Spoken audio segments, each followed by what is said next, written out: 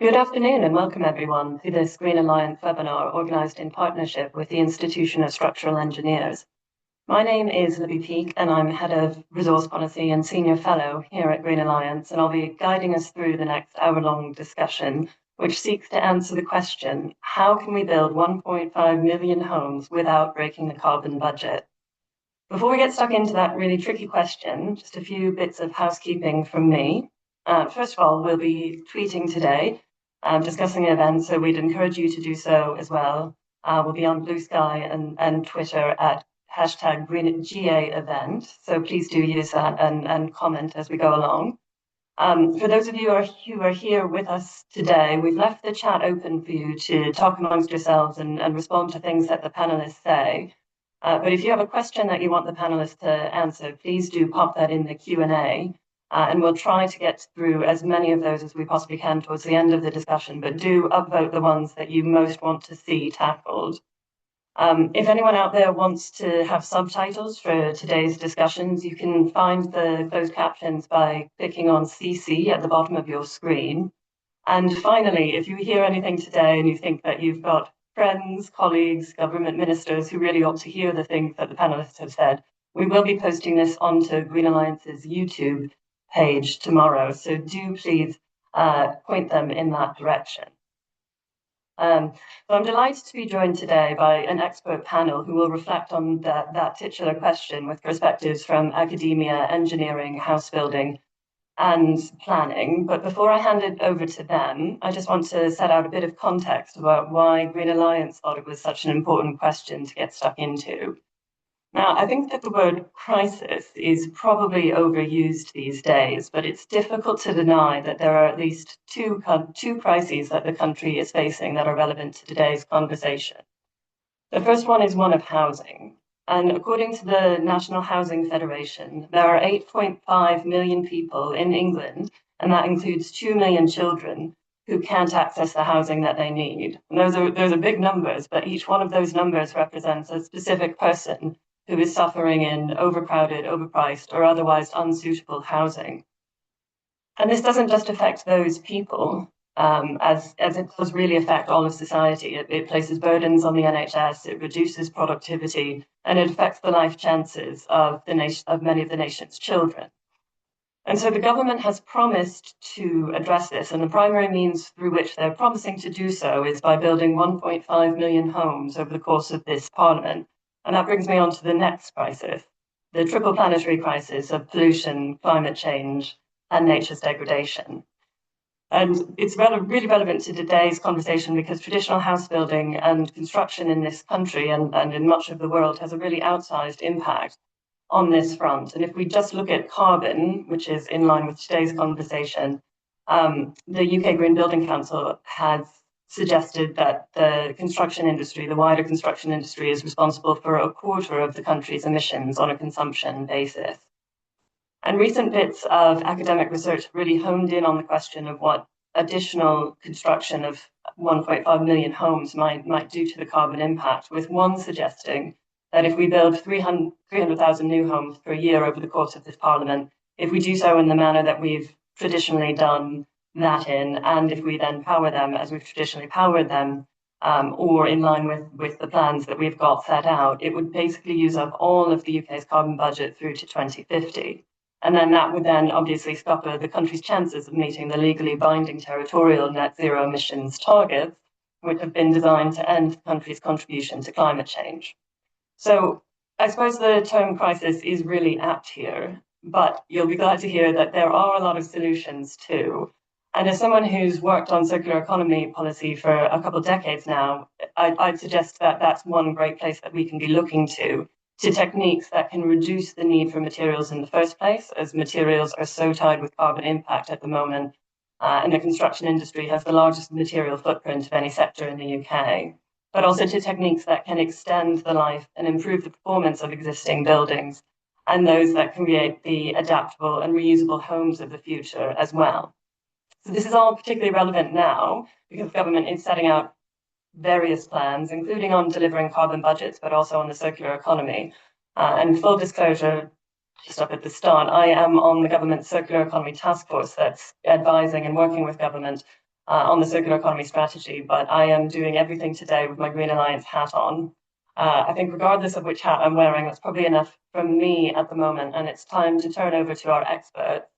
And I want to start first with Dr. Beth Stratford, who's Honorary Research Fellow at UCL's Institute for Innovation and Public Purpose. She's co-leading the Homes That Don't Cost the Earth project, which promises aptly for today's conversation new pathways to provide affordable homes within environmental limits. So Beth, can you please kick us off by telling us briefly about why we have a housing crisis? What constitutes good housing from the householder's perspective, and how these needs can be met while also delivering for the environment? And if you could do so in just 5 minutes, that would be brilliant. Thanks very much. Of course, I'll do my best. I think this is, I'm really glad that you've asked those questions to kick us off because um, I think it's really important that, housing policy is not just a numbers game. It also addresses the affordability crisis that we're suffering. And the data here should really give us pause for thought because there's been quite a lot of research into the sensitivity of house prices and rent prices to additions to the housing stock. This yellow box here shows a range of similar estimates.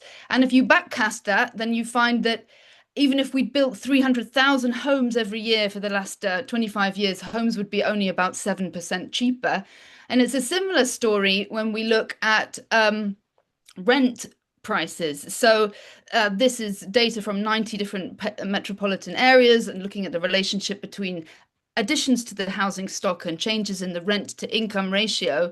There is a relationship, but it's pretty weak. So it means that even if the government does meet its ambitious target of 1.5 million homes this parliament, then if that trend holds, then rent to income ratios would fall by only about 1 percentage point, which is just not going to cut it, frankly.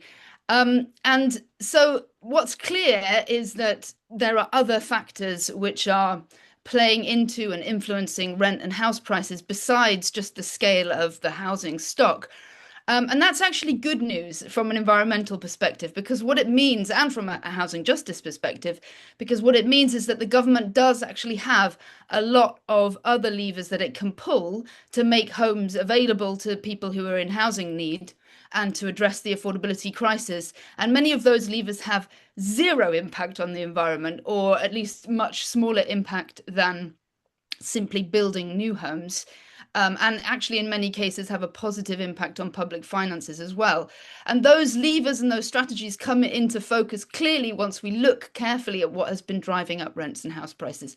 So this graph shows the proportion of income spent on housing costs for different tenure groups. So the red line is private renters, blue line is social renters, and the yellow is mortgaged homeowners. And what's clear from this is that the big deterioration in affordability happened in the 80s following Thatcher's Housing Act. So the privatization of social housing and the removal of rent controls and the dismantling of tenant rights, as well as, of course, this shift away from spending the housing budget on actually building and improving homes towards subsidizing rents through housing benefit. So it used to be 95% built or spent on building or maintaining homes. Today it's just 12%, the vast majority going in housing benefit. And if you give people more money to spend on their rent at the same time as deregulating rents, it's quite obvious what's going to happen. Landlords will simply push up the price. So the result of those seismic changes in housing policy meant that becoming a landlord was much, much, much more attractive than before. And we saw this frenzy of buy-to-let investment, a doubling, therefore, of the size of the private rented sector in a very short space of time. And that investment, that demand from landlords has had sort of two big impacts from an affordability perspective. First of all, it's trapped millions and millions of more people in the most expensive tenure, the tenure that is least secure, to speak to Libby's question about what a good home should look like. The least secure and the most difficult to retrofit as well. That's important. But also that demand from landlords has pushed up house prices. So that helps to explain this very weak relationship that we find between the size of the housing stock and house prices. But to fully understand that, we need to look more carefully at what shapes supply and demand in the housing market. So It's important. One observation that's important to make at the outset is that supply is not simply new homes. In fact, new build homes only make up 10% of the supply. The vast majority of homes are homes that are being resold, are recirculating. And that rate of recirculation and that transaction rate of the existing stock is down at historic lows. We're about a quarter of where we were in the 80s. I'll come back to why that is in a minute. But on the other side of the equation, demand also is not simply the same as housing need, and that's a mistake that's commonly made. Demand is actually a function of the number of buyers who are seeking to buy. That includes people wanting second homes and investment homes, buy-to-let, holiday lets, the strength of preference, how desperate are people to escape the private rented sector, how desperate are they to buy a house rather than invest their money in, say, stocks and shares, and the purchasing power that's available to them to do that. And so there have been big policy shifts that have inflated each of those elements in demand, from the explosion of mortgage credit after the deregulation of finance, rising wealth and income at the top. We know that a 10% increase in income leads to a 20% increase in spending on domestic space, and that pushes up prices for everybody. We've got the weakest tenant protections in Europe, which means people are desperate to escape the private rented sector. And then, of course, the attractiveness of homes as investment because of the fast rate of house price inflation, which was kicked off by the mortgage market deregulation. And then finally, of course, what flows from that is this massive, massive increase in the number of people in the market seeking homes as investment assets. So just one stat, between 2016 and 2023, the number of homes bought as additional dwellings, that's second homes, holiday homes, buy-to-lets, and so on, rose from about 15 to 45%. And that brings me also to the question of why this rate of transaction has fallen so low. And it's partly because houses are so attractive as financial assets that people who are in oversized houses, often older people, are holding on to those houses or holding on to their second homes because it makes financial sense to do so, because our tax system has failed to discourage people from treating homes as financial assets. But that leads us to some good news, which is that there is scope for making much more efficient use of the existing housing stock. And this is research from my colleague Stefan Horn, who's found that about 35% of households have 2 or more spare bedrooms now, whereas only 4% are homeless or overcrowded. And about a third of those who are under occupying, who are often, as I said, empty nesters, older households, they would actually say in surveys that they would be amenable to downsizing. And it's interesting that those surplus bedrooms are actually equally distributed roughly across regions. And because I'm short of time, I'm just going to skip through some other good news stories. The government is now beginning to consider property tax reform, which is good. That could encourage downsizing and the sale of second homes, etc., as well as improving public finances. Rent controls, we know, are extremely popular, even among Conservatives, and about half of landlords back them. I've seen 3 polls saying that now. And they could, of course, save the government billions. If we'd just frozen rents 10 years ago, we'd be saving over £1 billion in housing benefit by now. And there are people in government now, thankfully, who do understand the need to tackle our dysfunctional land market, which inflates land values even before you've built on the land, and our over-reliance on private developers. And then on top of that, there's, of course, lots of scope for reducing the impact of new housing through densification, adapting existing buildings, and so on. So I'll leave it there with contact details if you want to know any more.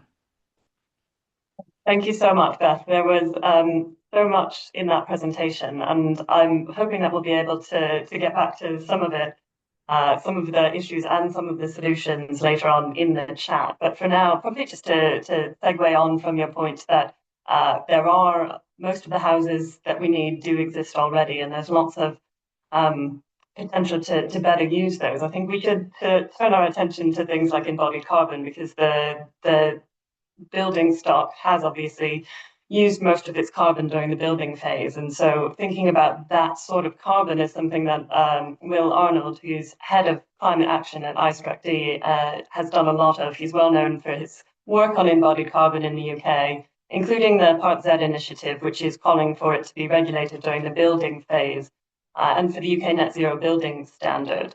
Will, we haven't touched on it yet, but just to sort of set out here, there are a lot of government efforts that have gone into decarbonising industry and materials like steel. So given that we already have a lot of the building stock, as Beth has just outlined, are we actually on track to having lower embodied carbon houses in any case, and what more is needed? Sure. Hi everyone. Thanks, Libby. I mean, the short answer would be no. And there's a few things at play for this. So the first thing to try and sort of like visualize what this problem of materials and buildings really looks like. The thing I ask people to do is imagine digging a hole in your back garden to the center of the earth and filling it with stuff. Now, if you wanted to do that today, you would be entirely allowed to do that as long as you owned that garden and as long as digging that hole to the center of the earth wasn't going to cause damage to anyone else's property. But if you did that, it wouldn't matter that to fill it up with, say, concrete would require you to buy something like 100 million wheelbarrows worth of concrete. That wouldn't matter at all. As long as you could afford it, you could go ahead and do that. It wouldn't matter that to do so would release something like 3 million tons of carbon dioxide into the atmosphere, which is the same as the monthly carbon footprint of all of London combined. You'd probably make it onto international news. You'd probably get a Guinness World Record for the world's biggest hole, and you'd probably be celebrated for propping up the local economy. The situation we're in with construction materials is they're a commodity, and we use them in whatever way we deem necessary at the moment, at this current point in time. Now, this is a problem. This is a problem for several reasons. Libby, you touched on the triple planetary crises at the start of this. You talked about carbon pollution and nature loss, and our use of construction materials impacts on all three of those things. So in the UK, the embodied carbon emissions, which is the emissions related to those use of materials, embodied carbon emissions in the UK make up about 10% of this country's carbon footprint. That's more than aviation, more than shipping. We don't have a plan for this. Globally, on a global scale, about half of all material extracted every year goes on to be used in construction in one way or another. And in the UK, 62% of all waste that's generated is construction material waste. So we can see the links between construction materials and all three of those aspects of the planetary crises that are ongoing. Now, the good news, I suppose, if there is any, is the fact that there are existing initiatives out there trying to look at how we decarbonize steel, how we decarbonize concrete, and so on. That shows that there is some willpower to do something about this. The bad news is that those statistics I just mentioned, the 10%, the 50%, 60%, they've hardly changed in decades. So the UK, that total figure of something like 60 million tons of carbon emissions due to materials, that's barely gone down at all in the last 30 plus years. Yes, we've decarbonised materials a bit, but we've actually used more materials at the same time. The two things have pretty much cancelled each other out. So there's some willpower, but what we're doing at the moment is not enough. We know we're not making enough progress on this. The call that I'm part of, the initiative called the Part Z proposal, is a proposal to regulate embodied carbon in the UK in the same way that we currently regulate energy use in buildings. So when you design a new building from scratch, there are legal limits as to how much energy that building that you're designing can use. That's been in law for 20 plus years now.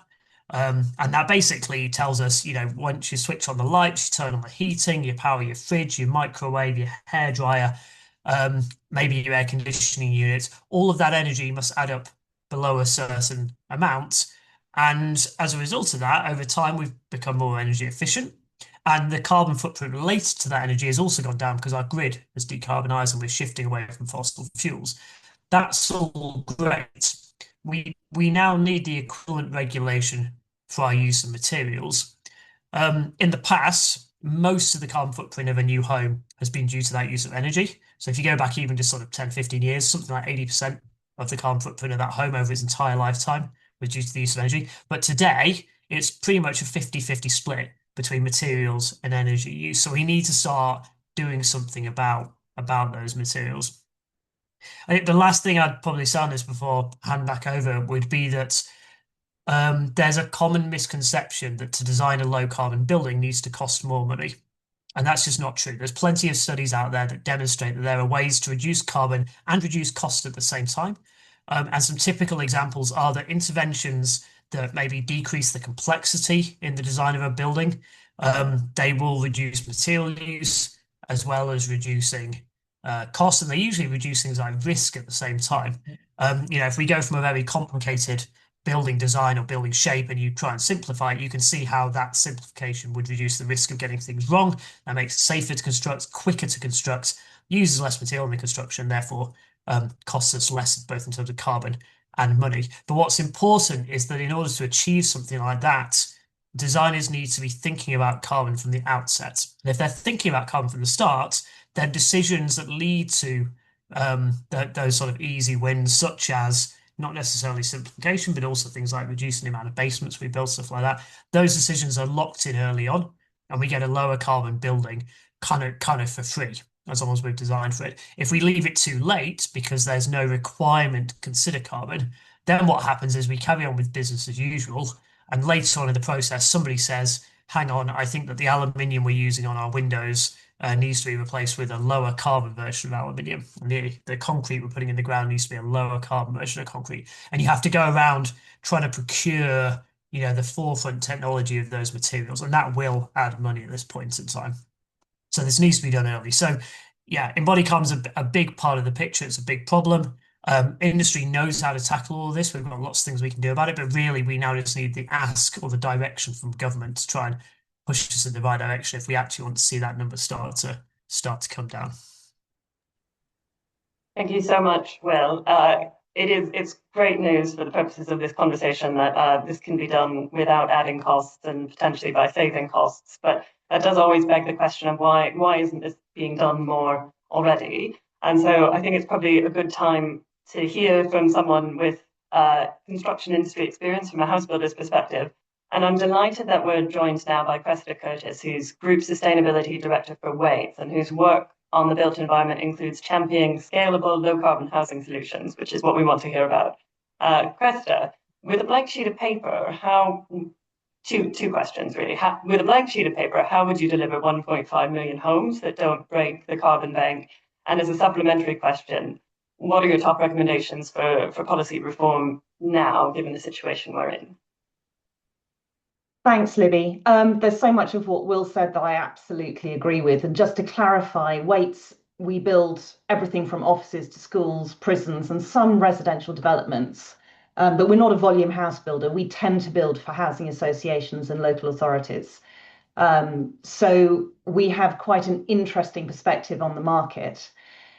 What we've seen on operational carbon in the residential sector shows that transformation, and quite quick transformation, is possible. We already build homes that have zero energy bills today in Waits.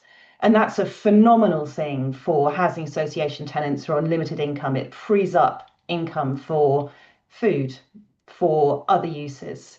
And you'll see that the volume house builders are also putting lower energy bills and therefore lower carbon at the heart of their marketing materials now, because it's an issue of public concern. So the great news is transformation is possible. But with embodied, the big difference is it's a tragedy of the horizons issue. There is zero financial benefit today to build homes with low embodied carbon. So the volume house builders, the largest ones are listed. They need high margins to retain investors. It's a really high risk environment, so they control everything they can. And to add something additional that gives them no financial return, there just isn't an incentive there. And that's where that plugs into the policy landscape. Now, the remains of the houses that are being built new in the UK are delivered by contractors like us. And a core part of our approach is to think holistically, so across the three pillars of sustainability: environment, social, and financial. In construction last year, 17% of insolvencies were in our sector. And among the top 10, the 10 largest in the sector of main contractors like us, the average margin was 1.7%. So the sector as a whole is incredibly precarious when you look beyond the volume house builders, for whom there is no incentive to change. We also get brought in at a really late stage when the design's been set, and Will mentioned design. So that means that there is very little ability to make different decisions that will have a huge impact. Now, our company, we work in the different divisions, from master planning right through to retrofit, with everything in between across all of those different types of buildings that I mentioned. So with our team that does master planning, we've done some analysis using whole life carbon assessments. Those are really big developments. And when you think about infrastructure, we mustn't forget this. Infrastructure has a massive impact in terms of the carbon cost of an entire development. But our analysis shows that with some thoughtful planning, corridors for utilities, very careful placing of car parking, things like that, quite simple, you can shave about 7% off the entire development's embodied carbon load. And then you look further, and there are some really self-evident things that we should be thinking about, such as the type of homes that we're building.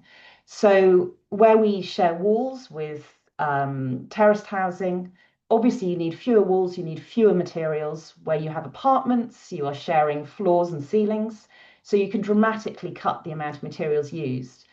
So it depends what type of homes you're building. Again, this is early stage design decisions and also what the planning authority needs. When you're looking at specifying the materials, we need to be really careful about what we're using. We are very, very cautious, typically in the construction sector, to only use materials we really know because of safety and quality and buildability and supply chain issues. All of those factors have to be taken into account, because if you can't get what you need to the right standard, you've got all sorts of new risks. But when you look holistically across those different features, you can optimize and then narrow in on specific materials which we should use more often. Where I think there's a lot that can actually happen is if we take a completely different view. So if we're being really honest with ourselves, the government's target means that from today, we need to build 1,000 new homes a day, every day, for the life of this parliament. And it strikes me that what we need is not a construction site, but a production line. And we need to work out how other sectors, the thinking in other sectors, can help us think differently about how we build today. Today, all developments are bespoke. And the interesting thing is that when you look in some other areas that are procured through central government, and I'm particularly thinking of the Ministry of Justice here, who have done amazing work, you can build to fantastic quality, to the right budget, to much better environmental standards, much more quickly. And what they've done is they've looked at how to get the best design for what's required, and then how to effectively set up a production line that all the contractors who work for them can tap into. So a similar design, suppliers who can rise to meet the challenge and understand what's required. And we can now, us and other contractors, can create house blocks. It's a very different market, clearly, but we can create house blocks that can look after 200 people in 12 weeks on site. And that's incredible. And we have absolute certainty of the quality, the cost, the environmental load. And that led me to thinking about where the demand lies, because people want beautiful homes, and that's absolutely right. But beautiful doesn't have to mean bespoke every time. If you think about the price premium that Victorian homes still command in the UK, and then you consider the regularity of the designs of Victorian homes, there's a lesson for us there. They had a handful of typologies. And if we look outside our sector, you look at the automotive sector, for instance, typically car brands, they have a handful of products. And then you can have multiple different variants. So you can choose your trims, you can choose your features within the car. And so you get that standard product, which you have absolute belief in, at a certain price, and then you can put additional features on top of that. And I think there are plenty of lessons for us there. So it all comes down to me to standardization, which is absolutely not typical in our sector, and moving away from bespoke design if we want to do this quickly and to a brilliant environmental standard. Okay, that's really interesting. I'm keen to hear what people in the audience think about more standardization there, and what the fellow panelists think as well. I suppose the other sort of related point is that you either have to build 1,000 homes a day, or you could also do things like build lots of those new homes a day, but also do more things like convert existing buildings and bring old buildings back into use. And I feel like that ought to form a big part of what the government's aiming to achieve in combination with any sort of new build. And so that probably is a good note to bring our final panelist on. We're delighted to be joined by Aidan Nyman, who's Principal Policy Officer at Westminster City Council. And Westminster have a new set of rules that are designed to ensure developers must explore the option of retrofitting before demolishing any buildings in the city. So, Aidan, as an early adopter of the retrofit first approach, what lessons can Westminster City Council share for other authorities, and what help do you need from central government? Thank you.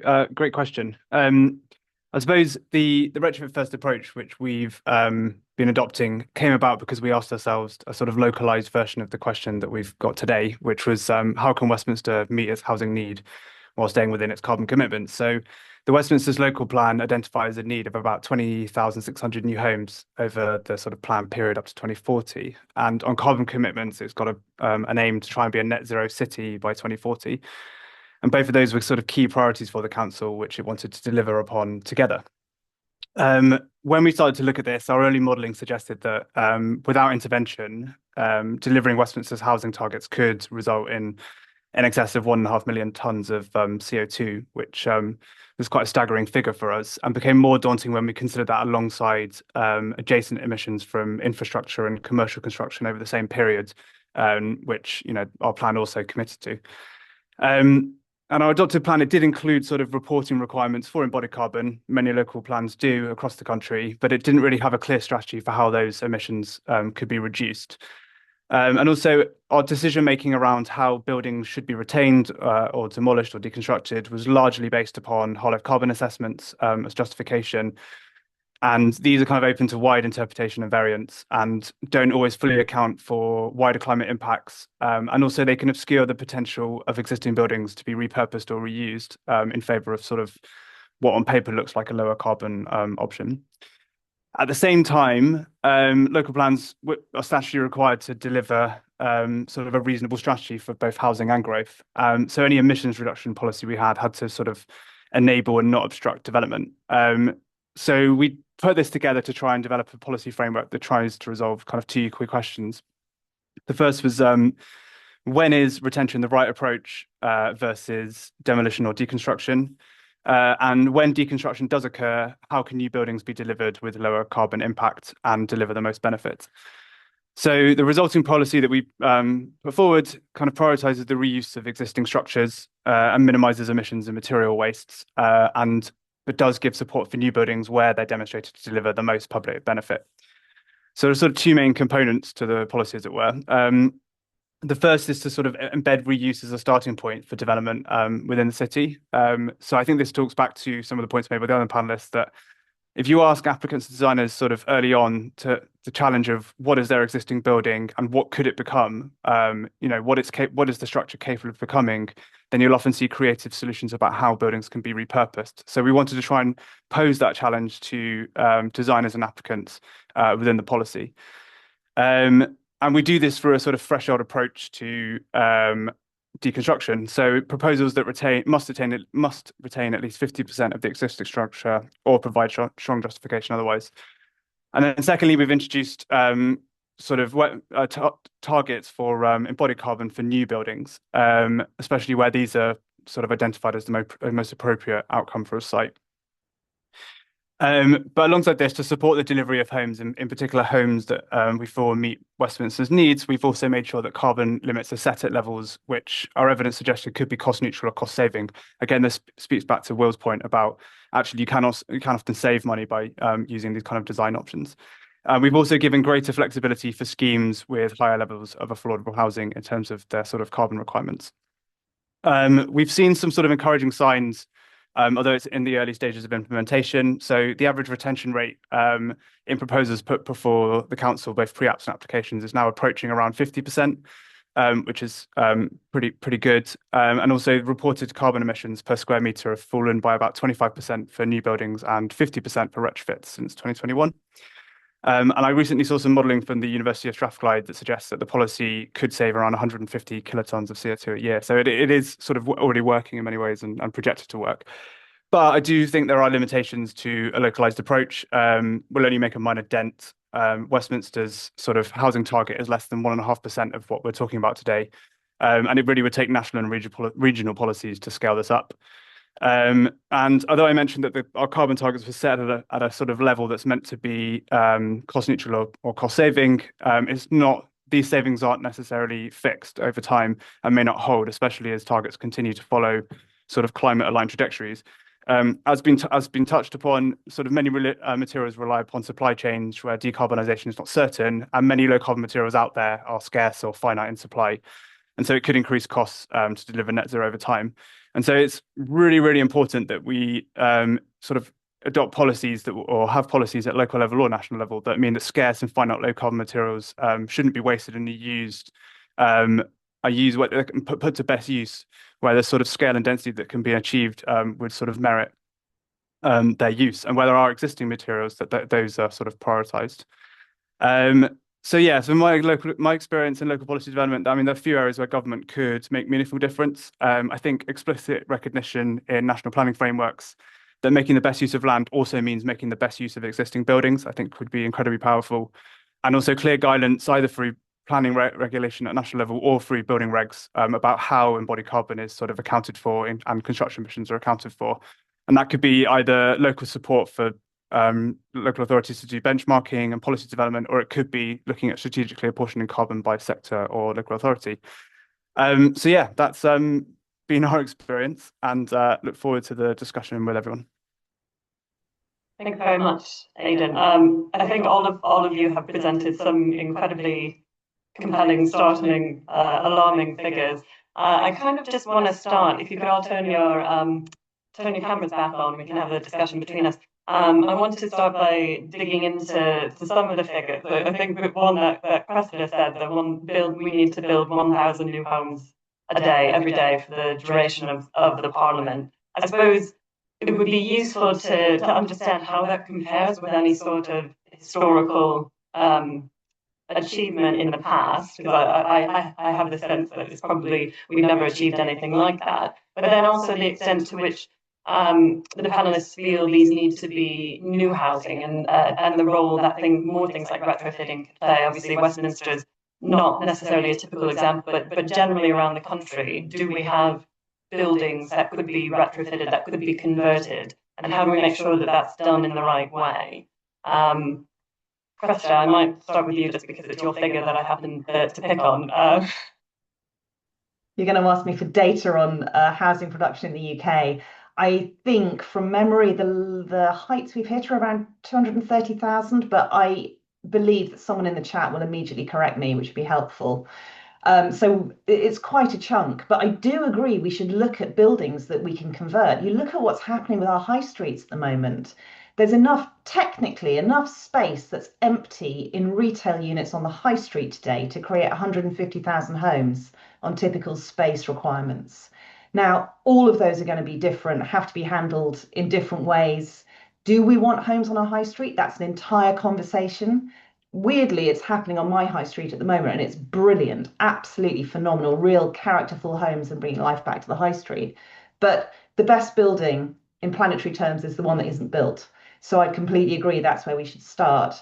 And I would just also mention that in the commercial office sector in central London, buildings with the greenest credentials get up to a 10% premium in terms of price. So there is a real financial incentive there to be heading down this route. So I think there's everything to play for on that score if we could have a different conversation about what high streets are for. Yeah, great. I think high streets are one thing. I suppose there's also potential risks associated with promoting conversions if you do things like try to promote industrial estates, which don't necessarily give people the access to the sort of amenities that they need. So I guess this is a question for the rest of the panelists as well. Let's take it as read that we should be converting more homes, but how do we more buildings into homes as part of the target? But how do we make sure that that's done in a way that gives people access to good quality homes and with good lighting, with good transport links, with all that sort of stuff. Have you got opinions on that? Will, go ahead. I think the first point I would just make is that even when we build new housing developments, we have all of these challenges to overcome as well. And I'm sure there's plenty of examples out there of new housing developments that also don't have particularly good public infrastructure links, or they're missing the schools we need, they're missing the hospitals we need. And so this is not a new challenge that just comes as a result of refurbishments. It's something we need to tackle either way. And in the same way that, yes, you can convert an old shop into a home, you can also convert an old shop into a GP surgery. And so you could tackle the problem exactly the same way. The only difference is that the materials are already there. You don't need to do as much construction. You don't need as much traffic going up and down that part of the neighborhood in order to build these things. You don't need as much time to sort of clear a site and start from scratch. So I don't think the design challenge changes at the sort of macro scale. It changes at the micro scale when it comes to one building at a time. But of course, we know how to do that as well. We're just not always being asked to do it. Okay, thanks very much. Beth, have you had any experience of these sorts of conversions, and what does good look like according to your research? This is definitely more in the ballpark of my colleagues at Arup, but I did want to flag that actually, so we're doing some modeling to look at different scenarios for getting within the donut. If people are not familiar with the donut, I mean getting within the ecological ceiling for the housing system, as well as making sure everybody has a decent and affordable home. And so we're modeling different scenarios, and Arup is doing the sort of number crunching around the resource and carbon intensity of different strategies, including adaptation of existing buildings, infill, densification, vertical extension, and so on. So if people have good case studies, so we're relying a lot on case studies. So people who have good, know of good case studies where those adaptations and conversions and infill projects have worked really well and delivered good quality housing, that will be really useful to help us to sort of see what the environmental impact and cost of those approaches are. But I mean, overall, I just think it's really, I feel, really passionately from my own research into the things that are driving house and rent prices, that if we purely try and address the affordability crisis by just building new homes, we would have to build such a ludicrous volume of homes that it would make a complete mockery of our commitments to wildlife and carbon. And that's particularly true when you consider the fact that we need to be accelerating retrofit really urgently now. And the retrofit industry is in competition with the construction industry for workers. We don't have enough workers and industrial capacity to do massive acceleration of retrofit and massive acceleration of house building. So it's really important to make sure that we're pulling all the levers we can to address the affordability crisis and not just putting all our eggs in the basket of new house building. Yeah, thank you very much. That makes sense to me. Aidan, I'm going to bring you in on this point. So just to talk a little bit about conversions, I think you asked that question. I guess like one thing I would caution against is just the view that the best approach is to deregulate the sort of process for converting. So I remember early on in my days as a planning officer visiting an office conversion that had been done under permitted development rights, and the rear windows had to be basically fixed shut, so there was no ventilation. And these flats had gone on to become affordable housing. A developer had put them forward as their affordable housing apportionment. And I remember just being struck by how stark this was. This is such a poor quality environment for people to be living in, and yet this was possible because of sort of there was no ability for the council to have oversight over the quality of what those homes would look like. We've tried to address that in two ways locally. We've put an Article 4, which is a sort of restriction on permitted development rights for office conversions, but then we've tried to incentivize developers being able to create extensions in order to try and tackle, or alterations to the building in order to try and tackle some of these challenges to create better conditions or living conditions for occupants, so they can sort of design better buildings from the ground up using the structure that's there without necessarily being encouraged to go down the quick conversion route, which we feel might help kind of address that challenge. Yeah, thanks very much. I mean, it is a really difficult balance to get right, to incentivize it without encouraging people to live in of dark hovels. I had a similar experience of an old building that I used to work in, a warehouse, being converted into lots of really quite unsuitable flats that were centrally located but wouldn't be nice to live in. So I think we have to bear in mind these multiple demands as we're considering these policies. We've had lots of questions coming in through the chat, so I might start turning to those. And one area that some of you have touched on a bit, but we haven't really got stuck into yet, are the types of materials that might be used, that might be incentivized, that could be easier to decarbonize and to help deliver the carbon targets. And I'd be interested to know if they have the impact that they have on the quality of life as well. So we've got a question here about whether there are specific negative carbon materials, or I suppose low carbon materials in general, and bio-derived materials that can effectively sequester carbon in the building, such as hemp insulation. But I think I'd probably widen that out to say, how can we incentivize good use of materials, and also ensure, I suppose, a question for Cressida, that sort of approach could be standardized as well if we're looking at some of these more niche materials. Yeah, that's an incredibly difficult question, because risk in building is so high. If you don't use the right things that don't have a track record, then there is huge caution for obvious reasons around them. And with margins so low, it's very difficult to innovate and invest in that R&D to get to a point where you have the confidence to invest behind it at scale. There's a lot of work being done on timber and the more prolific use of timber. There's a psychological barrier to that, particularly in the UK, and you can imagine why. But I'm really quite cheered by the shift that there seems to be in the industry. We need to learn from places like Finland to just embrace that, but have the right oversight. That I think what Aidan was saying was right, that there needs to be oversight. I also think that where we can build at scale, it's much easier to do this. So in partnership, and I'm thinking about Cardiff Council, who we've worked with on a framework delivering residential development over several years. And that had a few benefits. It meant that we could invest up front in the innovation that would produce much better homes. But also they had a portfolio of sites, and some of them were tiny, and alone that site would not have been developed. But as a portfolio of sites, you could make the economics stack up across them.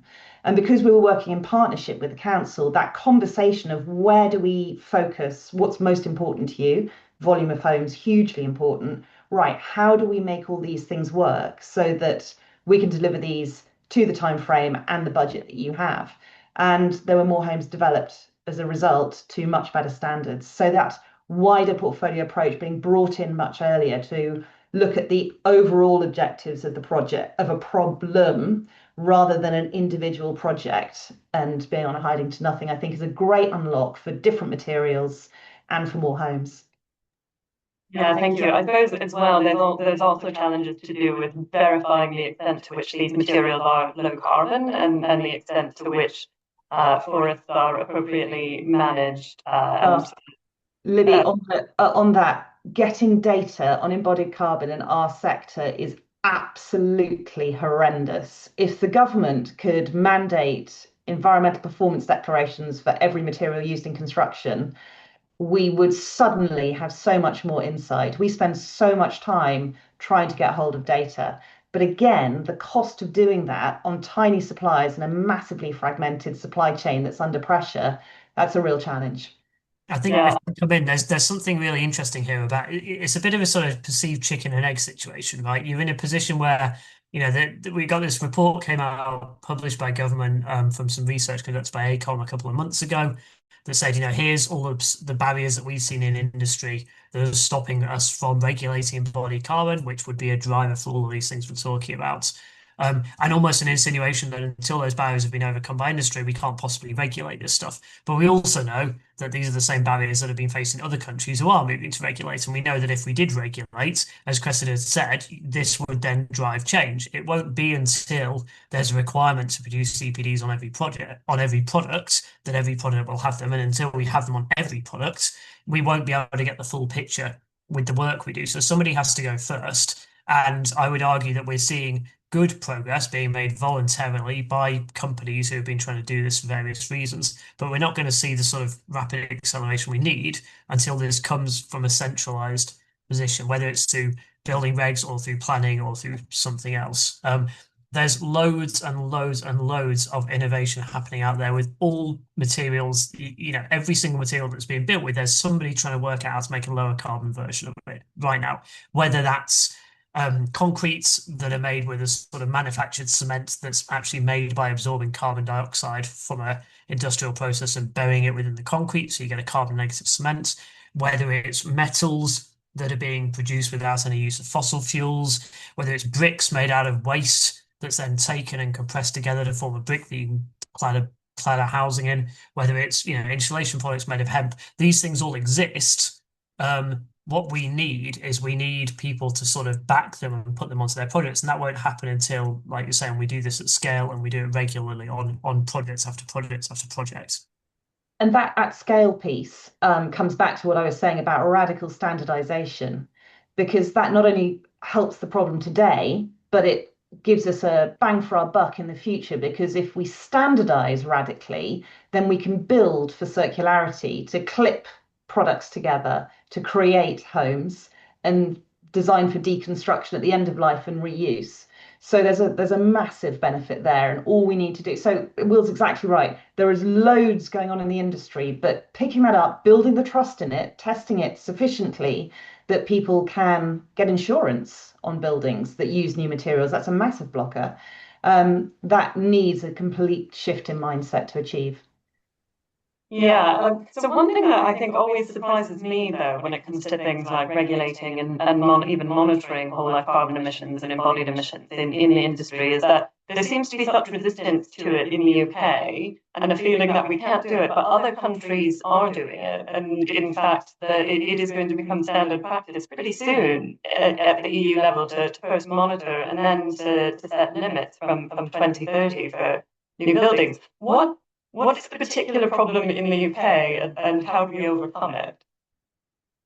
I don't think we're unique. We're not unique in Europe. Yeah, like you say, the rest of Europe, there's a mandatory requirement to report whole life carbon from 2028 and limit from 2030. There's similar requirements have been introduced in the states of, I think, California, Colorado, Oregon, and New York in the US. You know, this is a country that right now gets a lot of bad press from a sustainability point of view. And those four states, if you combine them, they'd be the third biggest GDP in the world. This can be done in lots of other places. The UK is not special. We have the same barriers to overcome as everybody else.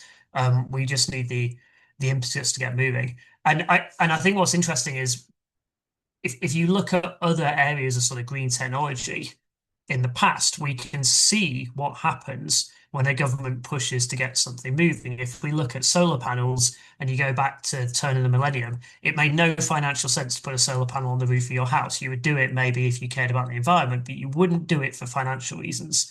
They were too inefficient, they cost too much money. The payback period was something like 100 years. Today, the payback period is about 5 years. It makes no financial sense not to do it, frankly. That change came about, well, it really got turbocharged when the German government started putting money, you know, they basically put massive subsidies into the solar panel industry, and that got things moving, and that set it off to the point where then private industry could pick it up and run with it. If we look at electric vehicles, say in the UK, we're seeing this huge momentum towards them now. We're kind of in the middle, maybe, of where PVs went over that 20-year period. We're in the middle of that. That's come from the government saying, by the 2030s, you won't be able to buy a new petrol and diesel vehicle. And then industry has responded to that. You know, within months of that law being passed, the only car adverts you saw on telly were for hybrids and electric vehicles. So we can see how that's playing out in front of us. We are at the start of the same trajectory for low carbon materials. I truly believe that. We can see the innovations happening, but to get that momentum built up just needs a bit of a sort of government level push. And it'll be really interesting to see what happens if the UK still hasn't acted on this in 5 years' time, when the whole of Europe is doing it. I think what we'll see is we're going to see all these businesses and innovation and green tech and investment in Europe in this space motoring on in the way we've seen on solar panels and electric vehicles, and the UK will sit stagnant, watching what's happening overseas and probably buying in products from elsewhere rather than producing our own. And that would be a really big missed opportunity, I'd say. Okay, thank you. We're coming towards the end of the hour, and I apologize to everyone who's asked questions because I've done a terrible job of getting to them, but we've had a lot of meaty discussion. There has been a lot of discussion in the chat and some questions related to like, how can we get a coherent plan, a comprehensive plan. Some people suggesting maybe we need to pause and think before we start rushing into things. I'm not sure if that's necessarily the answer because everything is so important. We do know a lot of the solutions, but I'm keen to hear as a final question from each of the panelists, with an eye on the government plans that are going to be coming out, including on carbon budget delivery and on the circular economy strategy. What is each of your main asks of those strategies, and what do you think is the most important thing that the government could be doing to tackle both of these crises at the same time? I might go in the order that we went in at the start. So start with Beth, your request, your top request of government. Well, I think I'm going to focus on things that I don't think the other panelists are going to cover, because otherwise there'll be too much overlap. And so I would say property tax reform, which they're already beginning to look at. We have a really regressive system where people who are in low value properties and often overcrowded properties are spending more on council tax than people in big empty mansions. And so that really needs tightening up. And I think the data shows that there is a lot of potential for using the housing stock more efficiently if we can encourage people to stop treating homes like financial assets. And then the other one I think is that we need the government to take seriously rent controls, which are in all advanced European countries almost have rent controls. And it's clear from the graph I showed earlier what a huge impact they could have on affordability. But so those are measures that would actually improve government finances, as well as directly and rapidly addressing the affordability crisis. Obviously, there's lots more that our project is looking at in terms of reducing the impact of new build and so on. So, but I'll let the other panelists cover that. Great to start off with a rallying cry around tax. Will, over to you next.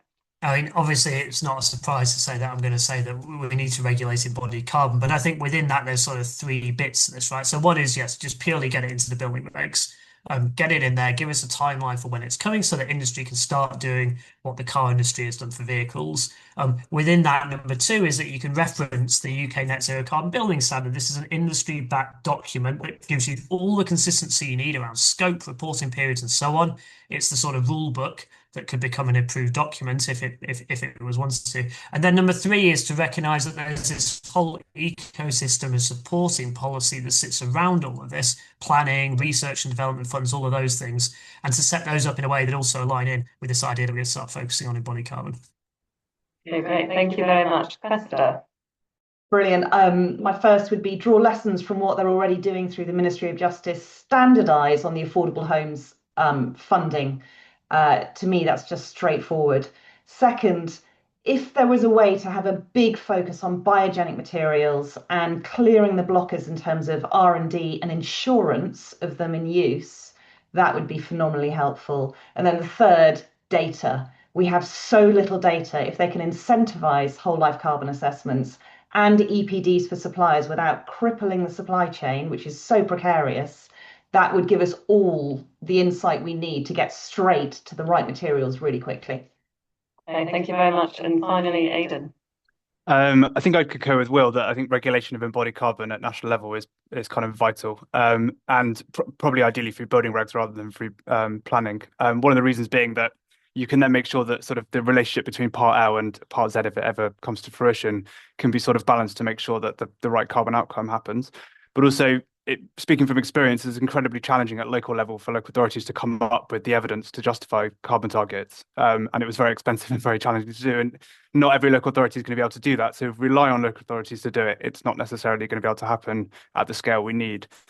So I think instead focusing on how planning authorities can sort of inform design and reduce demand for materials through retention and things like that would be the thing that I'd want to see encouraged in terms of planning reform. So yeah, that would be my ask, I think.